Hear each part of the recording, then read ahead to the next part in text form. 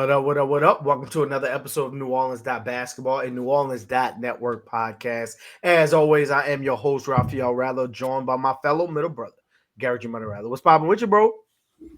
What up, bro? Things all good on this end, man. Got the carnival season started off. I went to a parade earlier today. Shout out to the ladies. Femme Fatale, always a great time to see them rolling. We're about to start getting into our little Mardi Gras soiree. We'll be in the Zulu Ball when the Pels take on the Lakers, which yes, we will. We watched Pels Lakers at Bacchus Ball together at the Bacchus Extravaganza a couple years ago, and it was quite the experience. I was in there ducking and trying to keep the laptop from getting hit by Dad and everybody else during this. So it should be exciting, but we will definitely be in the building watching the game. So it's exciting, man. This is kind of our family's like. We kind of do some things during Mardi Gras, so it's gonna be good to have all the family together. It's gonna be good to explore the carnival season once again as a family, and I'm looking forward to it, man. How's everything on your side? Everything is blessed because I'm coming home this week, and I Yes, cannot wait for it. Lord. Like I said, the closer I got to February, the closer we got to Mardi Gras, the better I be. So my energy is already coming up. So let's talk about energy with the Pelicans. Before we do that, make sure you guys follow us on X, follow us on Twitter, follow us on IG, on TikTok. That's NO Basketball, no E. Make sure you're liking the episode below, and make sure you subscribe to the channel because things are starting to turn around for this Pelicans team. So the Pelicans have played 2 games since the last time we talked, and unlike last week where Floyd Mayweather was just handing out L's, the Pelicans got 2 back-to-back W's. Shout out to the Jameis Winston, who I was able to throw to from the Zulu Parade last year. So let's get it started with the win versus the Rockets in Houston, where you would say, okay, it's not that impressive of a win, but the Pelicans hadn't beat this team so far this season. They were 0-2 at home, and the Rockets are not a good road team at all. And so to drop some on your own floor and then go to Houston in the way that you did and how you played with no Zion, no Herb, coming off a back-to-back L, again on the road, this was an impressive victory from my standpoint. So what were your thoughts on this game?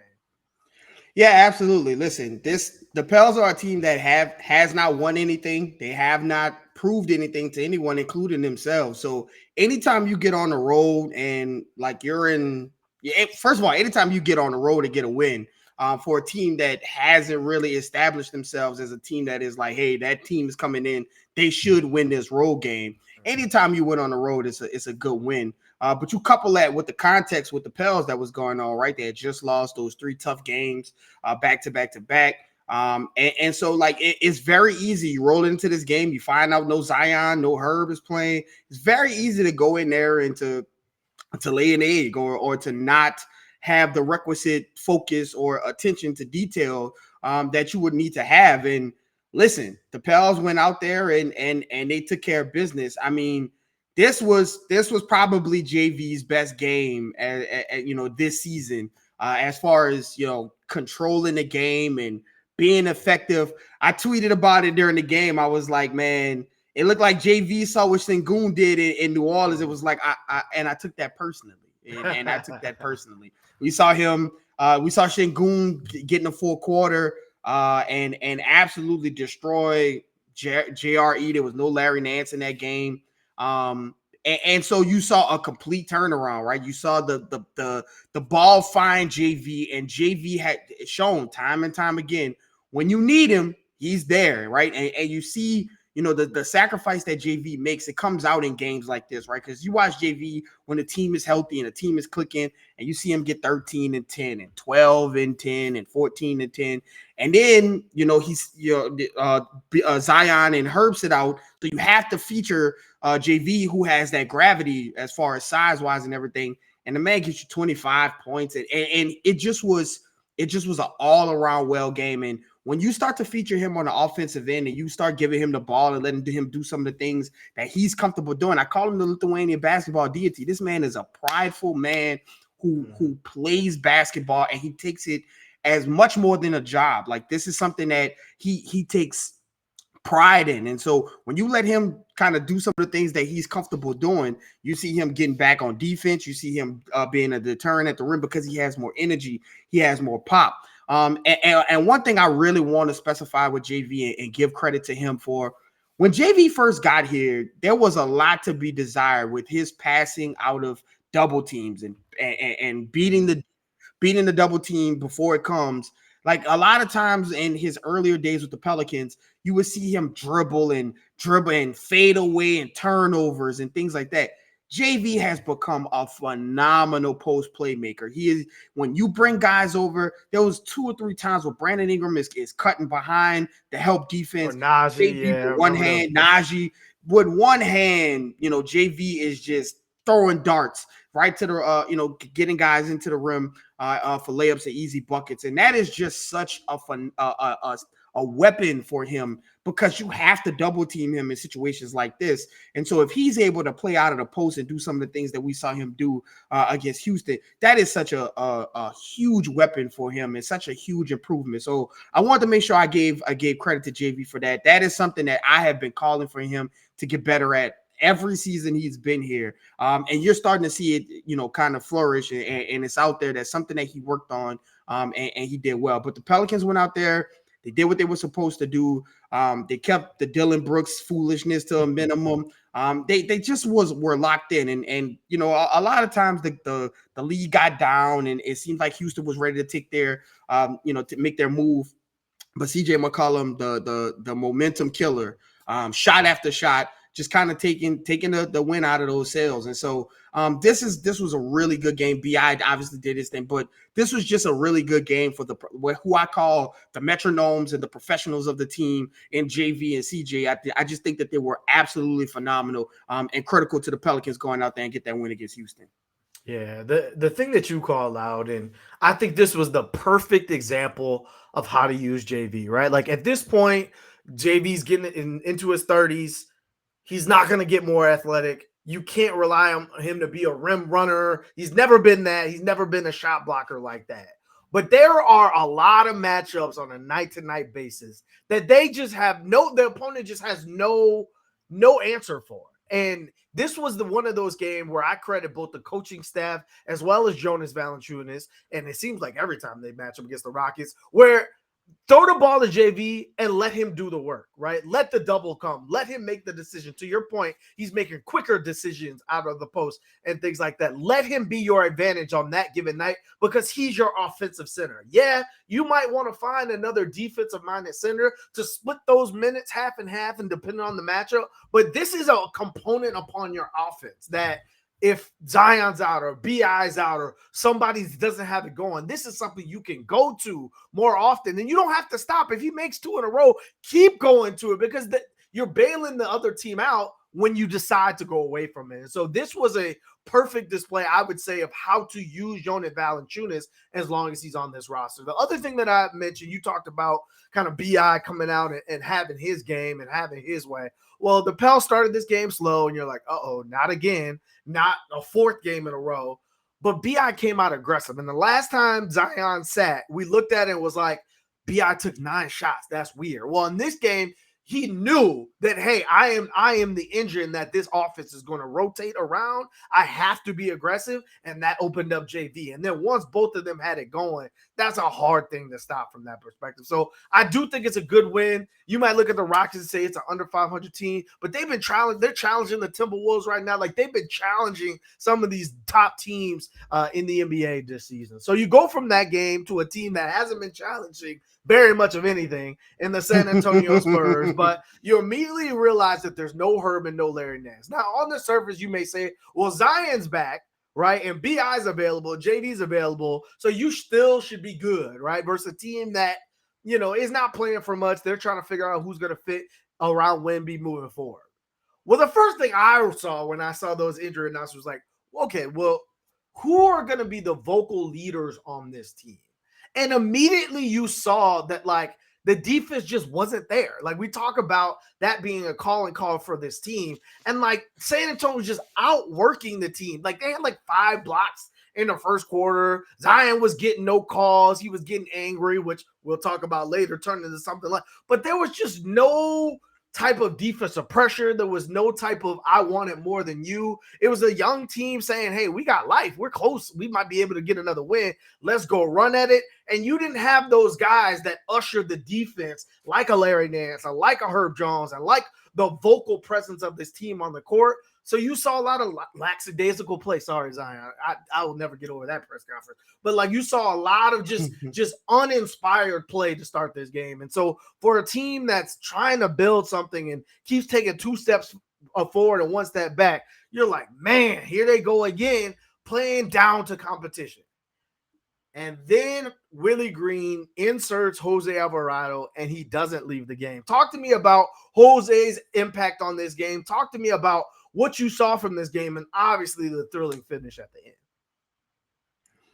Yeah, so if anything, this game shows you the value of Herb Jones.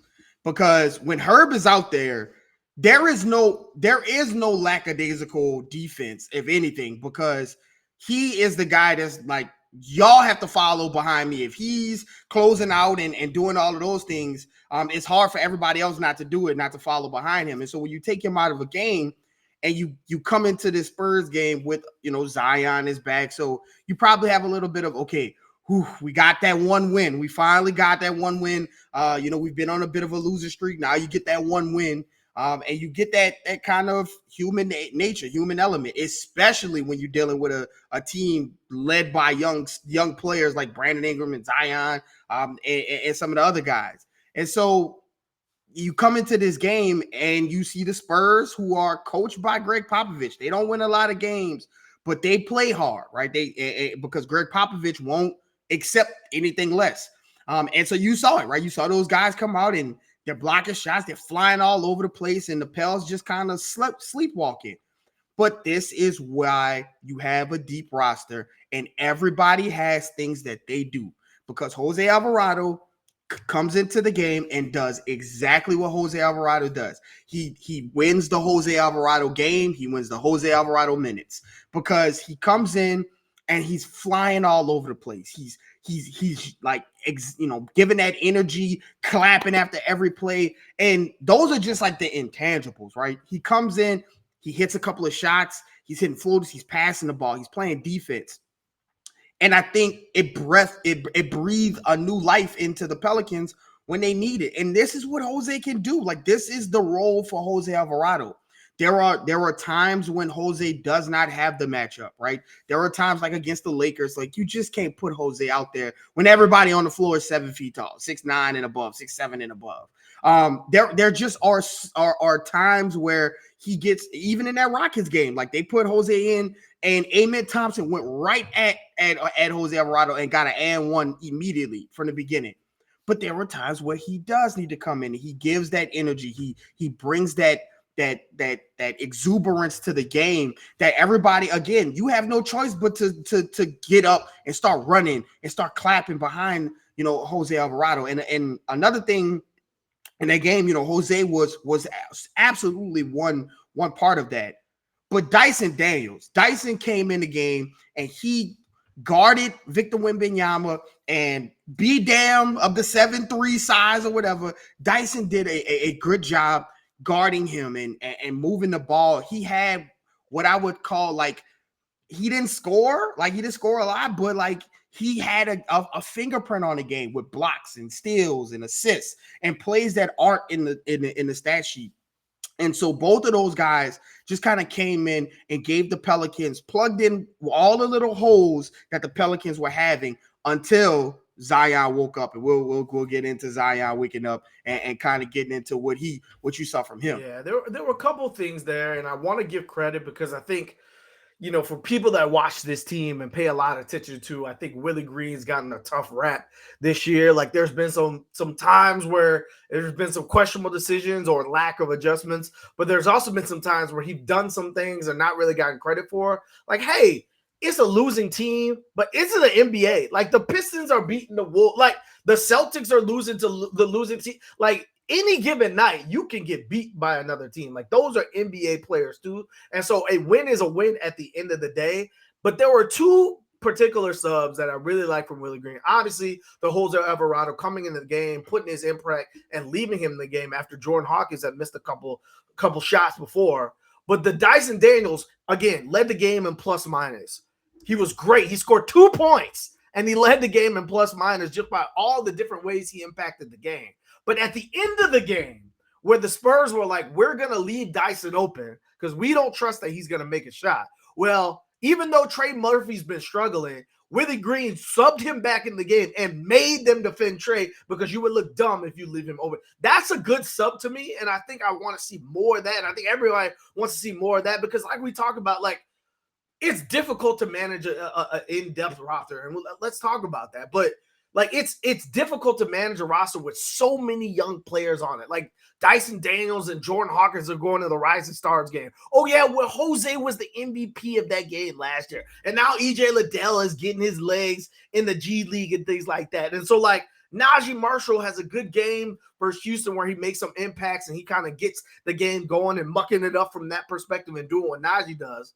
But then, like in a game like this, he is the opposite of Dyson in that he scores 2 points, but he is the worst in the game in a minus 19 plus minus. And like you look at January, and it's not looking good. Like he's shooting 33% from three. We talk about his value thus far has been the ability to hit those threes and shoot that 40%. Well, now he's kind of regressing back to his career average. And then that makes you think, well, is the floor spacing there? Should Matt Ryan get the look? Like statistically, Najee's defense hasn't been as good as it's been in prior seasons. Like him and Matt Ryan are like, what and what? The eye test shows that too. Right. And so like you look at those things, you're like, man, how do you play these guys? And how do you make a decision from night to night? And like we said, like your bench, obviously, you've got your starters and the firepower there. But your bench is one of those things where you kind of have to pull from night to night and figure out, okay, Jordan Hawkins has his going, leave him in. Hey, we need some energy. Bring Jose and Najee in. Hey, we need some floor space. And Matt Ryan, it's your turn. Like, you kind of need some of that.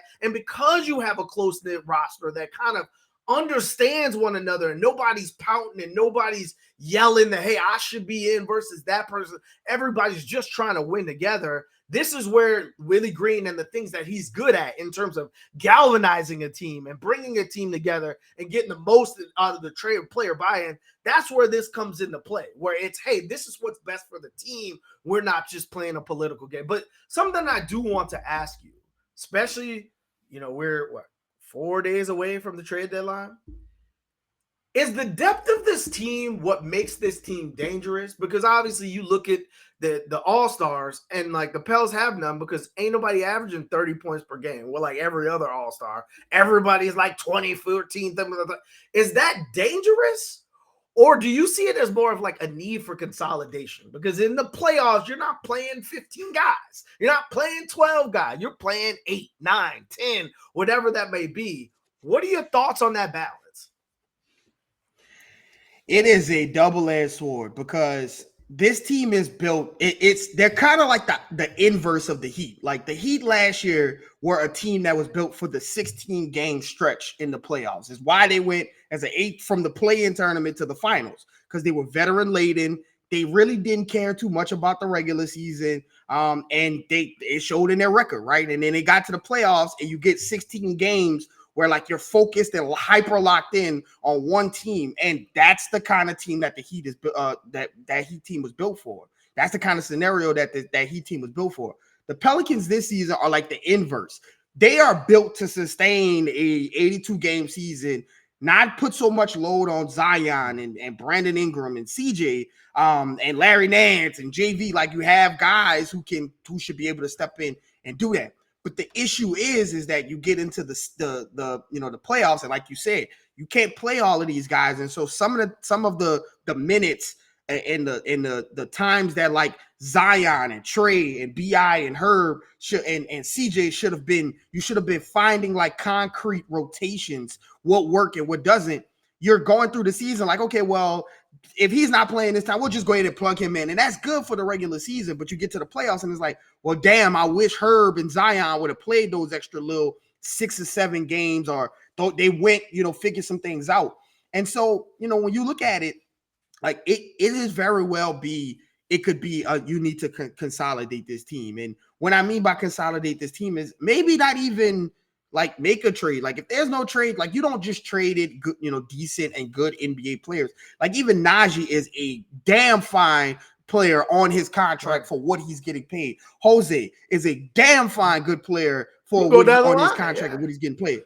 Yeah, like you don't want to just give those guys away for the sake of giving them away, but you need to find out who can play and who you can trust in some of these tight situations, in some of these close games, and find it out quickly. And some of those guys just have to understand that your minutes are the way they are. Like you will pull you when we need you, but like you aren't part of the rotation. And I think part of that we see with Jose and Jordan Hawkins, right? Like Jose hadn't played a lot of those games, and he was on the floor. The first one, getting up and cheering for guys, but Jordan Hawkins has now become part of the rotation. Like that is part of the rotation. And Jose is now the spark plug. Like, we need you this game. Come in and give us something this game. You might not play for another 2 games. And so when you think about the trade deadline, like, of course it would be, you want to get some rim protection. You've heard the Pelicans attached to a bunch of names. They called about Mikal Bridges and Jared Allen and all of these people that they're looking for, but you don't want to consolidate them and in a sense of like you're just giving those guys away and getting a player back. Like if the trade is there to consolidate the players and it improves the team meaningfully, then go ahead and do it. I think that they would do it. But at the same time, like this team, you have good players who you could get decent value if you did want to trade, if it wasn't just like to consolidate just for this season. So even after this season, I don't think that that's something that you should do just to do it. But if it's there to meaningfully upgrade his team, then do it. But I think this team is built for the regular season to keep the pressure and the having Zion to do everything and BI to do everything. And I think that will, that might come back and bite them in the playoffs if they haven't really decided, okay, here are our guys. Like not all 15, they all can't play. Here's 8 guys. Here's 9 guys that I know for a fact I can go to, or 8 and then 9 if I need to break in case of emergency, as opposed to playing 10, 11, 12 people in constant rotation and trying to keep those guys happy and satisfied on the bench. The way I look at it, especially with, obviously the new CBA coming into play and teams being super cautious with their cap space, is the Pelicans are tied right now for 6th place with the Suns. They haven't won anything. They really haven't. Like, knock on wood, this is like the most games since 2020 since BI and Zion have played together. And so, like, I haven't even seen the best of BI and Zion because we haven't, like, we talked about it. Like, there's been some games where BI stood out and there's been some games where Zion stood out, but there hasn't been like a consistent stretch where like, oh, those 2 guys are going to lead this team to wherever they want to go. And until you see that, it's hard to make some roster breaking trade without knowing what you really need to win in the end. Yes, you need rim protection, but like at the cost of what? Are you overpaying for, I don't think Jared Allen is available anyway. He's playing incredibly. I don't know why Cleveland would make that trade. I guess sell high, but I don't know. Like, are you overpaying in that capacity and giving up players on really cheap contracts when you know you got to pay trade next year? Like, are you doing that right now? I don't know. I don't know if I see it from that perspective, but I do want to talk about those 2 guys in particular. So, like, something in the Spurs game and something you saw even in the Celtics game, you see the communication on the court growing between BI and Zion. And I think that's something that's extremely, extremely important for this team. Because you watch, again, I always go back to like the Clippers because they're a wing-led team in that the sense that their 2 best players are their wings.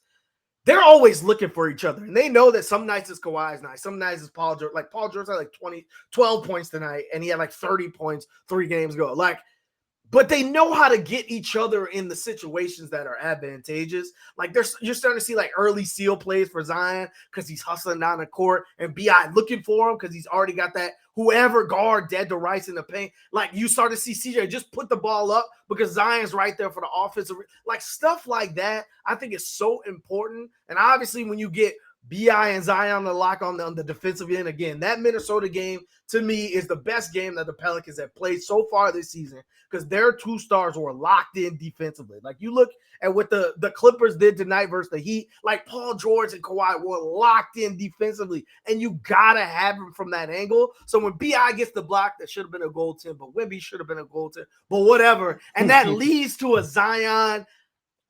I watched that play so many damn times, and I still like it's still like, and I'm pretty good at math, and I'm like trying to figure out like how that angle made it to the goal. Like he got the floater badge on Hall of Fame. Like it was incredible. The finish from, but like we talk about the only way to play basketball is to get better at basketball is to play basketball. Well, the only way to get better in clutch times, regardless of the opponent, is to be victorious in clutch times. And that calls from your top two players to not turn over the ball and to make the play that wills their team to victory. So that brings up the topic of Mr. Zion Williamson. So Chuck and Kenny and Shaq, hilarious. The best thing on TV by far, I think, in my opinion, on live TV, my opinion. You know, they were asked about, you know, the All-Star game. They're like, well, the Pelicans are one of the teams that don't have anyone out. And they're like, what about Zion? It became kind of a running joke. Well, I would challenge them to see, like, since that Lakers game, how many Pelicans games have you actually watched? Because, like, Zion is, like, the last, like, month or so, he's starting to, like, really turn it on. Like, there's 46 players in the NBA who average 20 points per game.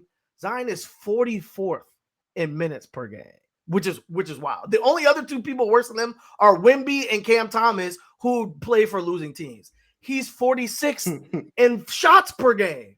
He's 46th in three-point attempts per game. He's 13th, which is why I don't know how Zion is not top 5 every year, in free throw attempts per game. So, like, he's doing things at a rate that, like, if he was playing more minutes, like, the stats would start to tell him. Like, all you have to look is, like, look at the 30-point games. In the first 15 games of the season, he had 2.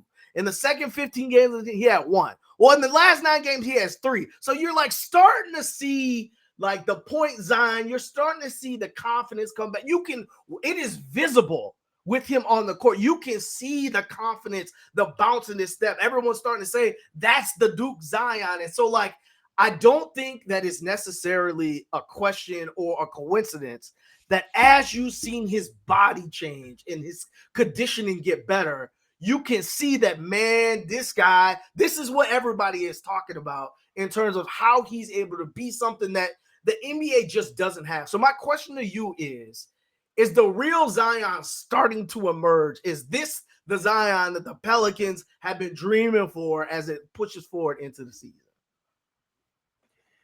Yeah, it's getting there. It's getting there. I'd still say he has another gear that he can get into. I've seen Zion that run last season where the Pelicans were number 1, and it seemed like every single game. It didn't matter if it was Denver. It didn't matter if it was Minnesota. It didn't matter if it was Phoenix. It didn't matter who the hell stepped on that floor with Zion. There was 30 points coming. And I think that there is still that level of Zion that can get to. But, man, this Zion that we're seeing now, listen, so the Chuck and Kenny thing, I tweeted about it today. It's wild because, okay, fine. Zion didn't deserve the nod, right? And in previous episodes of this show, I said that the narrative got away from Zion after the Las Vegas thing. I think people just like turned it off. We'll see you in the playoffs if you make it there. If we don't, we can. It's very similar to kind of things that has happened with Trey Young. Like Trey Young is putting up 28 and 11 on a ridiculous amount of efficiency. Like he's playing really well. He's playing his best defense. But I think the jury got out on Trey about his like how he deals with coaches, and the coaches wasn't gonna vote him in and things like that. I think if it happened with Zion, like we saw you in Vegas, that was awful. We don't even care anymore. And so the way they were talking was like, okay, it just seemed as like they thought Zion averaged like 13, and like Chuck was like, he's not there yet. And I'm like, well, he doesn't deserve it, but like to say he's like not among them right now it was kind of a wild statement to hear. So this version of Zion is obviously is a much better in shape Zion, much better in tune with the team because he's played more games this season with Brandon Ingram and with CJ and now Jordan Hawkins and Trey Murphy. Like he's more in tune to his team. He's also more in tune with Willie Green. Like again, we talk about Willie Green and him being a rookie coach when he got here. When he got to the Pelicans, when he got to New Orleans, he knew Brandon Ingram. Zion was not there. That was his guy. Like that was the guy who got him out of the rut and into the play-in tournament and into the playoff series. And so that's a guy that he felt comfortable with. It's very similar to Jose Alvarado, right? When the Pelicans played the Suns, the last game they played, Jose Alvarado was on the floor. So it took time for Jordan Hawkins being looked like a clearly better fit next to Zion and Brandon Ingram to get those minutes over Jose. He had to earn them because that's who he trusted. Well, Zion, in a very similar way, he had to prove himself to Willie Green. And as crazy as it sounds, like he had to prove himself. And he has done that, getting himself into shape. That Minnesota game showed that when he wants to get locked in defensively, that he could be there. And like AD even said, the Celtics was too. The Celtics get like once you show, like AD always says, once you show me that, like it's hard for me to accept anything else because I know you can get to that level. And so as he's starting to play better and get back better into shape and pay attention to the details more on the defensive end, Willie Green is giving him more freedom and opportunity to be that point Zion, to have the ball earlier, to be that guy to kind of dominate the offense, and then everybody kind of revolves around him and finds their way around him. And I think that it even helps Brandon Ingram when Zion is in this mode because Zion is an unselfish player. Like Brandon Ingram is not a selfish player, but he is more of a guy that looks for his shot. Like that is what he does. CJ is the same exact way. Zion is a guy who he can get that shot whenever he wants to, and he knows it, but you've seen the opportunity for him to get off the ball and things. And that Charlotte game where B.I. hit 7 for 11, a lot of those came from catch and shoot, playing off of Zion and things like that. And so those are the type of things that we always talk about, the tide that rises all boats. That is Zion. And when he's in this kind of conditioning, with this kind of mentality, where he's coming out and he's getting to his spot, be damn who's in front of him. And now, as you start to see him get into shape and everything, you start to see a little bit of that attitude come out, right? A little bit of that competitive fire, competitive juices come out as well. He's going to the refs and letting them know, like, I'm getting fouled, and he's not.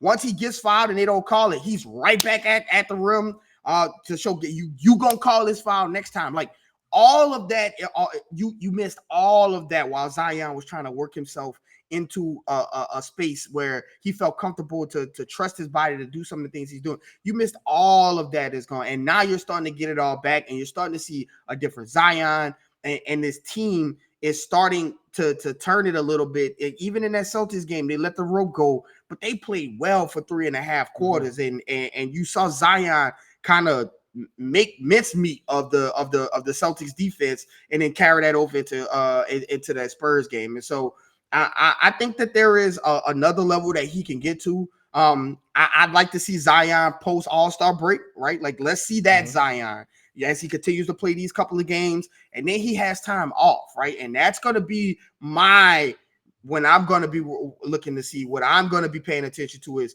with time off, right? They have a lot of time off. There's no All-Stars. The only two people going to Indiana is Dyson and Jordan Hawkins from the Pelicans. Maybe Trey gets a 3-point or a. I'm sure CJ will be there for president. Yeah, or that. But Zion won't be going, right? And so he has time off, and so let's see him post All-Star break. If this is an opportunity for him to get into the gym and work on some things, right? Maybe work on that 3-ball, work on that conditioning some more with no games in between. Let's see him after that. And I think that there's another level that he could get to. And again, the Pels have done well kind of keeping this together while he is working himself and the offense is working themselves and everything is working. After post All-Star break, hit the ground running, and I want to see that Zion in. So because I still think that there's another level for him to get to. The thing I look at is Sure, you could have come back into the season in a better shape, and I'm not dissolving Zion or giving him an excuse. But at Absolutely. this point, there's nothing you can do about what you didn't do or how you didn't show up or how you weren't ready. All you can do is impact what's in front of you, and you're starting to see it. You're starting to see it on the defensive end. Like that sequence he had last game versus Trey Jones, where he literally was like, "Oh, are you trying this?" and then pitched his shit out of bounds. Like that, that Zion has said himself, and I think he has the capabilities to it, that he wants to be a good defensive player, and I think he has all the powers of the world to be that. And I'll go one further. I think the Pelicans need him to be that in order to be and go where they want to go from that perspective. So all you can do is mold the narrative in front of you and win games and be on the court and shut everybody up. So last topic I want to talk to that I think is starting to become a little bit concerning is Trey Murphy's struggles. Like right now, he's come back. Obviously, missed first 20 so games of the season with the meniscus. He's shooting 43% from the floor, 36% from three, 78% from the free throw line. For other people, for non-scorers, bench players, you would be like, okay, that's not that bad. But for Trey Murphy and just the eye test in itself, like he looks indecisive. He doesn't look confident coming off the injury. Like sometimes he just looks like he's hesitating when it's at the rim or whether it's a jump shot. He just looks like he's thinking the games. Are you worried about Trey right now? I am. And it's one of those things where and he's not, it's not the same. But we remember Klay Thompson pre the two injuries, where this guy was the most confident shooter, second most confident shooter on his team, one of the most confident shooters we ever seen, and it was easy for him. And so Trey comes off and he gets that meniscus injury in the preseason, and so he misses the beginning of the season. And then against the Grizzlies, Marcus Smart falls on his other knee, right, and his other knee kind of starts to bother him a little bit.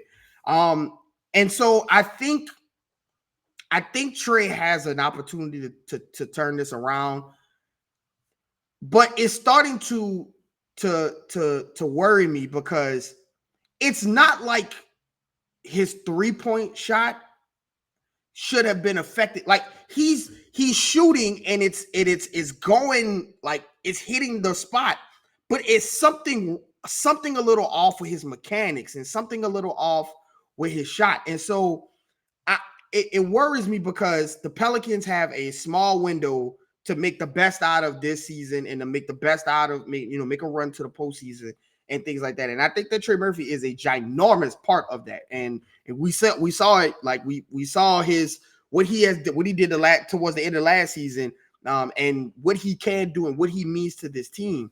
And so when I look at this season, and you already have behind the 8-ball with this team not having a lot of time on task, and now James Borrego is in charge of the offense, and and so you are already behind the 8-ball as far as continuity goes, and now you're getting to a point where the best option to be out there, like over a Jordan Hawkins at this point, right? Because when you think about shooting or Matt Ryan, and that's not a good place, right, for somebody that you thought was a core piece of this team right now, this year, and what they could do this year, and this late in the season, you're still like, is he back? Like what? And so again, this is one of those things where, after the All-Star break, is this something that he can kind of iron out with some time, iron out with some working out with Fred Vincent, working out with whoever he's working out with, and kind of get that shot? Because that is the one thing that he came into the league doing, shooting threes. And so when you start to like you said, shooting 36%, this is a guy who we're talking 41, 42, 43, right? 50, 40, 90 club was there for Trey Murphy last season. And when you're not even close to that, it starts to give you a little bit of concern about like how fast and if Trey Murphy can get to the Trey Murphy that everybody knows, and that is such a fearful a player on the floor next to Zion and Brandon Ingram. And you saw that he still has that respect with the Spurs, like you said, when Willie Green subbed him in. to kind of play that. You have to guard him out here. Even if he's struggling, you can't leave him wide open. So he still has a bit of gravity and that effect to him. But at the same time, you need him to start making some of these threes because eventually, people are going to start, like halfway contesting on that. And if you're just at 36% as opposed to, trying to get to closer to 40, you don't have that same effect on the team. But I'm interested to see, I doubt it, but I'm interested to see, does this give the Pelicans any kind of negotiation tactic as far as a new contract goes? Because, again, he was on track to, hands down, whatever the most money you can pay Trey Murphy at that point in time, you pay him. But, at 36% and 73% from the line in a contract year, I don't know. I doubt it. I still think that Trey gets the max and gets the money that he deserves. I'm just interested to see if the Pelicans do go into the negotiation room and say, hey, listen, I know this is what you can get, but this is what happened this season. And does that affect anything as far as contract negotiation? Again, I doubt it. I think Trey gets whatever he asks for, and I think it's a done deal. But I'm interested to see what happens with that. Well, I know a player very similar who's 6'10", a shooter, plays in Denver, won a championship, who missed 2 of his first 4 seasons and still got a max contract, and Michael Porter Jr., and something tells me Trey Murphy is going to be just fine in that area. What I would say is, unlike maybe the rest of the Pelicans second line, the rest of their bench, and where they're interchangeable from a night-to-night perspective of what you need, I think in order for this team, similar to Brandon Ingram and Zion playing to their peak, in order for this team to challenge some of these Clippers and Nuggets and all these things in the West, you have to have Trey Murphy playing like Trey Murphy. Because if not, I don't think it. I think that's the big miss in some of these bigger games. Because it's not like the Pelicans haven't been given good looks. It's that the shots that usually bring energy, like the Jose shots and the Zion dunks and all that stuff, the shots from Trey haven't been going in. So those energy sparkers haven't been there in some of these 20-point losses for some of these top games. And I think that's what's missing with this team, because it makes everyone so much better, the skill set that Trey brings. And so it's almost like you got to let him shoot himself out of this, because sitting him down for Matt Ryan or Jordan Hawkins in the playoffs, I don't know if you're going to want those guys on the court all the time, because they're going to be the 100, whereas Trey is still 6'10" at the end of the day. So that's why his ceiling is so much higher than some of these other players from that perspective. And so I just think, again, it's a young player coming off the first major injury of his career, working into a new system with a lot of firepower, trying to find his rhythm, trying to scrap it together. And I think it's one of those things where you got to let him figure it out. Because to your point, that same season people were talking about Klay, out of nowhere, he had a fire playoffs. And everyone was like, oh, Klay is back. Well, Trey is 23 years old. He's not coming off 2 major injuries like Klay. This is something where I think he's got to work himself through, and he's just got to keep putting him up, shoot from that perspective. So the Pels have 2 more games this week. They've got before the Mardi Gras festivities begin. They got the Raptors game. Again, the Raptors are not playing for anything. They are trading their pieces away, trying to start over and build around Scotty Barnes. But again, anybody can beat anybody in this league. They had a large lead against OKC, and OKC right before we got on this show. I think OKC was fighting back, but they were up 15 in OKC. Yeah, so you can't take any team for granted. You need to build off those juices and that momentum from that Spurs victory. But then you go to LA and start the road trip at the Clippers, one of the teams that just handed it to you earlier in January. This is going to be this is one of 2. This is wild. There's 2 games of the next 7 of opponents over 500. This is one of them. The Lakers are the other, and the Lakers are 1 game over 500. This is going to be the litmus test when people are like, okay, here you go again, playing one of these top 5 teams in the West. How are you going to show up from that perspective? But again, we'll get into that, and we'll come to you guys after those games. What you got left for the people today, Garrick? As always, you never know what people are going through, so give someone a smile today. Yeah, it's time for the Pels to go out west and again exercise some demons, conquer some fears, because the Clippers are there, and so you're gonna have to. They're gonna be waiting. They're firing on all cylinders. You got to go out there and you got to put on a good show. And get back to some of those things that made you successful in some of these other games that you just won. So as always, follow myself at Garrick_Rattler. Follow my brother at Raphael_Rattler. Follow the page at NO Basketball No E. That's on Twitter, Instagram, wherever you get your social media. And most importantly, subscribe to New Orleans Diet Basketball. And we'll see you guys next time.